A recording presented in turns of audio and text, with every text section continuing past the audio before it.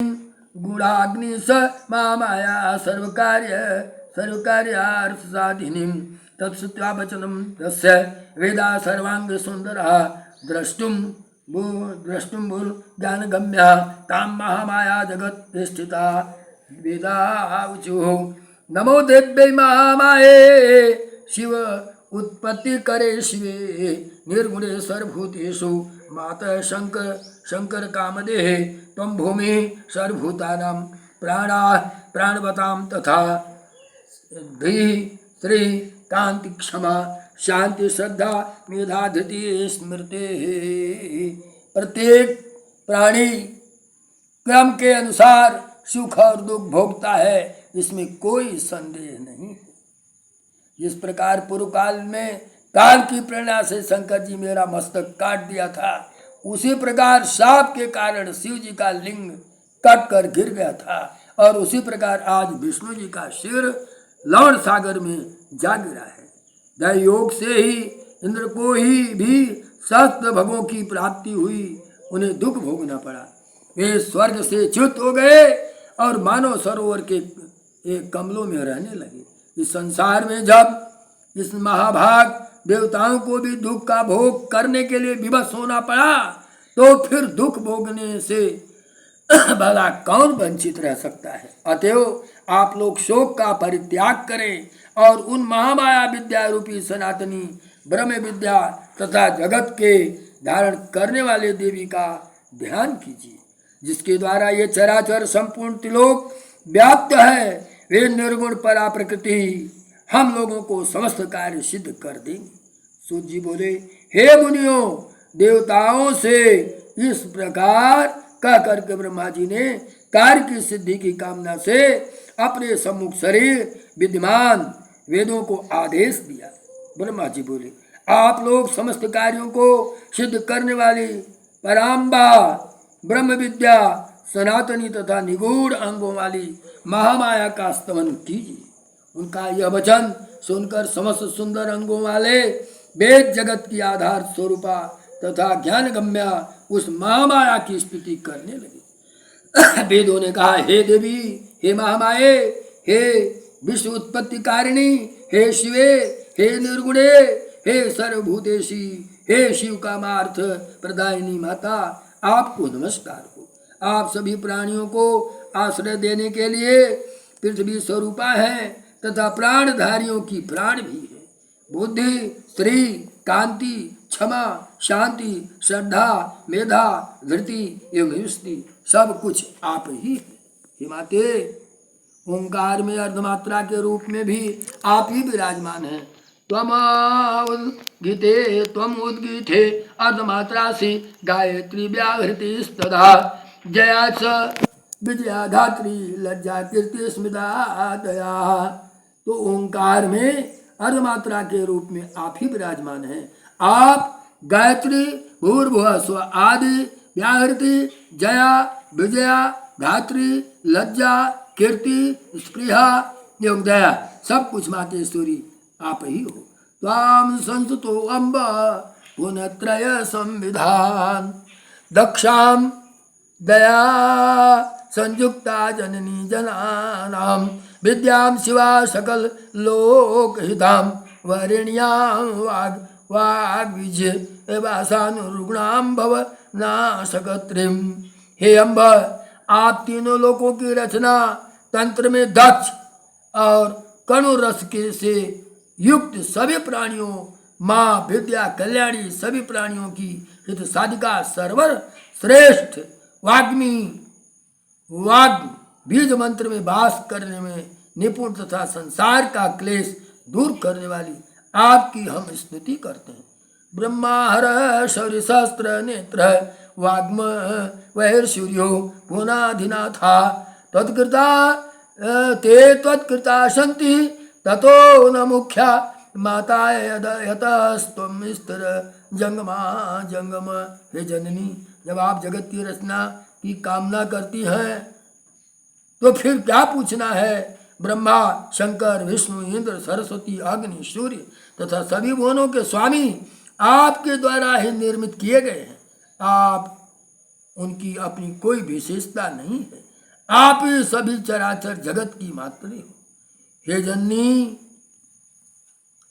सकल भुवनम एतत कर्तु कामा यदा त्वं सृजसि जनती जननी देवान विष्णु युवराद्राज मुख्यान स्थित तिल यजननम तैः कार्यस्य एक रूपा न खलु तव कथनचित देवी संसार लेश। हे माता, इस संसार का लेश मात्र ही कोई ऐसा नहीं है जिसकी रचना आपके द्वारा न हो। न ते रूपम पेतुम सकल भुवने कोपि निपुणो न नामना संख्याते कथितुम इह योग्य अस्ति पुरुषः यद अल्पम कीलालम कलयितुम शक्तः स तु नरः कथम पारावार कलकल चतुरम स्याद धृतमति। हे देवी, संपूर्ण संसार में ऐसा कोई निपुण प्राणी नहीं है जो आपके रूप को जान सके, और न तो ऐसा कोई सुयोग्य मनुष्य है जो आपके नामों का संख्या की गणना करने में समर्थ हो। हे माता, इसलिए आप हर कार्य के लिए समर्थ हो। महासागर को पार करने में कोई कुशल नहीं है। न देवानां मध्ये भगवती तवान अनंत विभवम विजानान्ति एको अपि त्वमिह भुवनैकसा जननी कथम मिथ्या विश्वं सकलमपि चैकारचयसि प्रमाणं त्वम् एकस्मिन् वचनं देवी विहितं निरीहै वासी त्वं निखिल जगताकारणं मोहो चरित्रं ते चित्रं भगवती मनो नो व्यथत यति कथम कारं वाच्यं सकल निगम गोचर पुणाम प्रभावः त्वं यस्मात् त्वम अपि न जानसि पर्वयम्। हे माता, हे भगवती, समग्र जगत की का कल्याण, परम कल्याण करने वाली देवी हो और आप इच्छा रहित हो। अहो, आपका अद्भुत चरित्र हमारे मन को विस्मित कर देता है। समस्त वेदों से भी आगे आपके गुणों एवं प्रभावों का वर्णन हम लोग भला किस प्रकार कर सकते हैं, क्यों कि स्वयं आप भी अपने परम तत्व को नहीं जानती।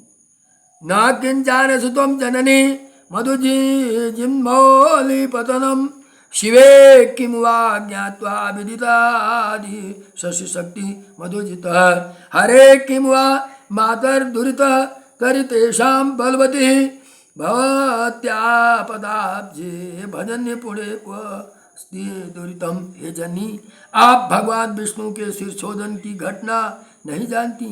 हे शिवे, अथवा क्या यह जानकर भी आप मधुजित विष्णु की शक्ति की परीक्षा करना चाहती हैं? हे माता,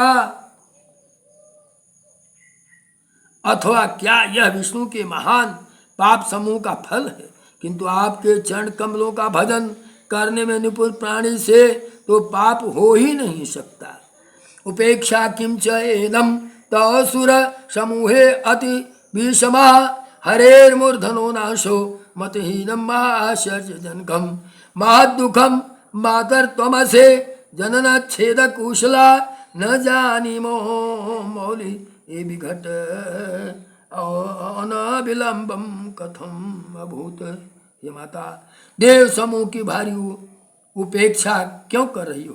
भगवान विष्णु के मस्तक कटने की घटना हमारे लिए अत्यंत आश्चर्यजनक तथा महान कष्टदायक की बात है। हे माता, आप जनन रूपी दुख का नाश करने में कुशल हो। अब हम यह सब जान पा रहे थे कि विष्णु सिर संयोजन में विलंब क्यों हो रहा है। ज्ञात्वा देव दोषम सकल सुरतापम तपादितम देवी चित्ते किम वा विष्णावमर जनितम दुष्कृतम पातितम ते विष्णोर्वा किम समरजानितः कोपि गर्भो अतिवेगा छेतुम मातस्त विलसति नैव विद्योत्र भवान। हे देवी, सभी भावनाओं के देवतत्वाभिमानी रूपी दोष को अपने मन में समझकर आपने ही ऐसा किया है, अथवा देवजन्य दुष्कृत्य को विष्णु में स्थापित किया है, अथवा विष्णु को संग्राम विजय करने का अहंकार हो गया था, जिसे अतिशीघ्र दूर करने के लिए आपने यह लीला रची है। हे माता, हम आपके मनोभावनाओं को समझने में पूर्णतया असमर्थ हैं। किं वा दैत्यं समर्विष्टं ततै अर्थदेशे सुरम्ये घोरं तप्ता भगवतीं वरं लब्धवद्भिर्होत्या अन्तर्धानं गतिमम् अधुना विष्णु शीर्षु भवानी द्रष्टुं किं वा विगति शीर्षं वासुदेव विनोद सिन्धो पुत्र्यारोषितं किं त्वम् आद्ये कस्मादेनां प्रेक्षसे नाथ हीनां संकव्यस्ते स्वांस जाता अपराधो व्युत्पाथापि मुदिता मां कुरुष्व एते सुरास्त्वां सततं नमन्ति कार्येषु मुखा प्रथितः प्रभावा शोकार्णवा तारय देवी देवान् उत्थाप्य देवं सकलाधिनाथम। जगत के समस्त कार्यों को संपादित करने में प्रमुख भूमिका निभाने वाली अतिशय प्रभावशाली हे देवी, आपको निरंतर हम लोग नमस्कार प्रणाम करते हैं। हे देवी, सर्वलोकाधिपते विष्णु को जीत करके आप देवताओं को शोक सागर से पार कीजिए।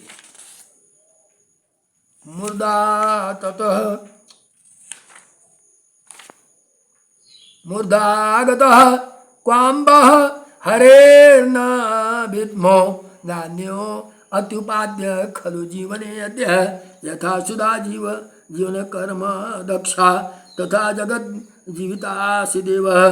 सूत उवाच एवं स्तुता तदा देवी गुणातीता महेश्वरी प्रसन्ना परमा माया वेदैः साङ्गैः समागैः तानुवाच तदा वाणी चाकाशस्था शरीरिणी देवान्त प्रति सुखै शब्दै आनंद करी शुभा मा कुरुध्वं सुराचिन्तां स्वस्थातिष्ठतु चामरा स्तुताहं निगमहि कामं सन्तुष्टास्मि न संशय ज पुमान् मानुषे लोके तो स्तोत्यै एतां मां की स्तुतिं पठिष्यति सदा भक्त्या सर्वान् कामान् वाप्नुयात्। शृणोति वा स्तोत्र इदं मदीयं भक्त्या त्रिकालं सततं नरो यः विमुक्त दुःख स भवेत् सुखीतः। वेदोक्तं मे जनन्तु वेदतुल्यं शृण्वन्तं कारणं चाद्य यद्गतः वदनं हरे अकारणं कथं कार्यं संसारे अत्र भविष्यति। उदद्धेतः तनया विष्णु संस्थिताम् अन्ति ते प्रियां जहास वदनं वीक्षं तत्र मनोरमं तया ज्ञातं हरिर्नूनं कथं मा सति प्रभो विरूपं हरिणां दृष्टं मुखं जे केन हेतुना विनापि कारेण नाहद्यं कथं हास्यस्य संभव सपत्नीव कृताजेन मन्यन्या बरवारिणी। हे अम्बा, भगवान विष्णु का सिर छिन्न होकर कहाँ चला गया? हम लोग बड़ी दुखित हैं। मृत प्राणों को जीवित करने के लिए जिस प्रकार अमृत समर्थ है, उसी प्रकार समस्त संसार को आप जीवनदात्री हो। हे मुनियों, सूत जी बोलते हैं, हे मुनियों, इस प्रकार सामगान निपुण सांग वेदों द्वारा स्तुति किए जाने पर गुणातीत महेश्वरी परात्परा महामाया भगवती प्रसन्न हो गई। उसी समय देवताओं को सुख प्रदान करने वाले शब्दों से युक्त भक्त जनों को आनंदित करने वाले आकाश स्थित अशरीरी शुभ वाणी ने उनसे कहा, हे देवताओं, आप लोग किसी प्रकार की चिंता न करो और स्वस्थाचित रहें। हे अमरगण, इन वेदों के भाव पूर्ण स्तवन से मैं परम प्रसन्न हो गई। इनमें लेश मात्र भी संदेह नहीं। मनुष्य लोक में जो प्राणी इस स्तुति को मेरी आराधना करेगा अथवा भक्ति पूर्वक इसका पाठ करेगा, उसकी समस्त कामनाएं पूर्ण हो जाएंगी। जो मनुष्य त्रिकाल प्रातः मध्याह्न सायं मेरी स्तुति को नित्य भक्ति पूर्वक सुनेगा, वो सभी दुखों से विमुक्त होकर परम सुखी हो जाएगा। वेदों द्वारा उच्चारित किए जाने के कारण यह स्तुति वेदों के ही समान है। हे देवो, अब आप विष्णु के शिरोच्छेदन का कारण सुनिए, क्योंकि इस लोक में बिना कारण का कोई कार्य हो नहीं सकता। एक बार अपने समीप बैठी हुई उनकी प्रियतमा सागर पुत्री लक्ष्मी का चित्ताकर्षक मुख देखकर भगवान विष्णु हंस पड़े। उन्होंने सोचा कि भगवान विष्णु मुझे देखकर क्यों हंस पड़े, मेरे मुख में विष्णु जी का दोष देखे जाने का आखिर क्या कारण हो सकता है, और फिर बिना किसी कारण के उनका हंसना संभव नहीं हो सकता। मुझे तो ऐसा प्रतीत होता है कि उन्होंने किसी अन्य सुंदर स्त्री को मेरी सौत बना लिया है। ततः कोपयुक्ता जाता महालक्ष्मी तम गुणा तामसी तु सदा शक्ति तस्या देहे समाविशतः केनचित् काल योगेन देव कार्या सिद्धे प्रविष्टा तामसी शक्ति तस्या देहे अतिदारुणा तामस्या आविष्टदेहा साचुकोपाति स्वयं तदा सनकये समउवाचम इदं पततु ते शिरः स्त्री स्वभावाच्य भवितात्य काल युग द्विनिर्गतः अविचार्य तदा दत्तः शाप स्वसुख नाशकः सपत्नी संभवं दुःखं वेदव्याद अधिकं त्विः विचिन्त्य मनसे युक्तं तामसी शक्ति योगतः अनुतं सा माया मूर्खत्वं मतिलोभता अशौचं निर्दयत्वं च स्त्रीणां दोषा स्वभावजा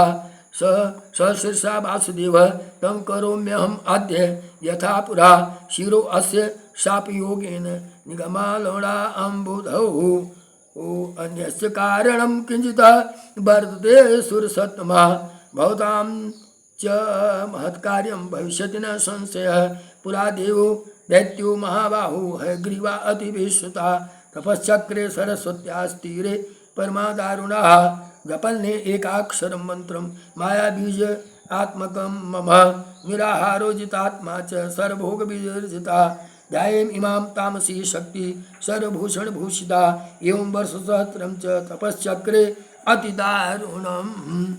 अब देखिए भगवान विष्णु